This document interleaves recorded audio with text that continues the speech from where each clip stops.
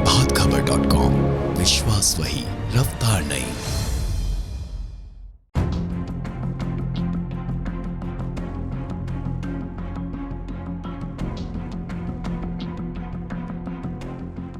दुनिया भर में ग्लोबल वार्मिंग को लेकर तमाम तरह की रिसर्च और बातें होती है।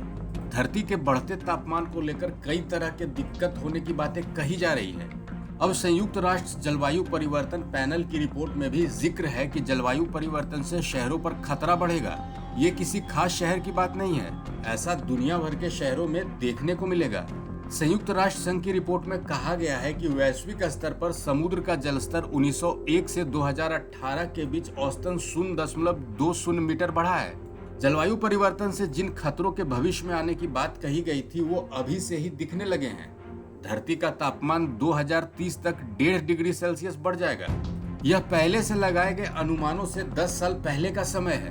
दुनिया के अधिकांश हिस्सों में गर्मी और लू के दिनों में बढ़ोतरी हुई है, हालांकि ठंड के दिन घटे हैं। जलवायु परिवर्तन से शहरों में गांव की तुलना में ज्यादा गर्मी बढ़ी है। जलवायु परिवर्तन की रिपोर्ट के बीच नासा के सी लेवल प्रोजेक्शन टूल की भी चर्चा हो रही है।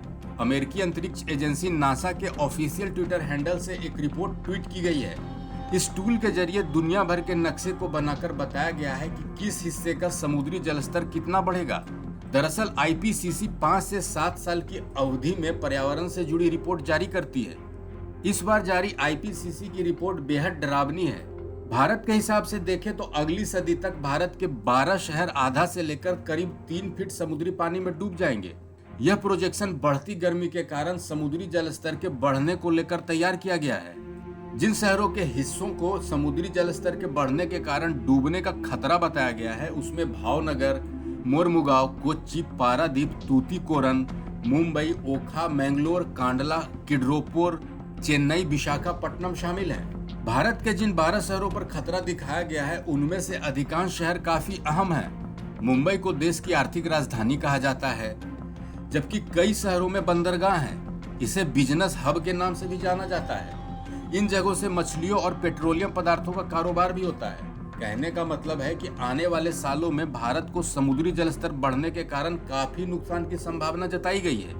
चलते चलते आपको बता दें कि आईपीसीसी की रिपोर्ट में जिक्र है कि पहले 5 दशकों में प्रचंड गर्मी आती थी, वो अब हर साल आ रही है।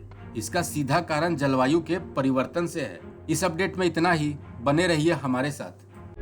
प्रभातखबर.com, विश्वास वही, रफ्तार नहीं।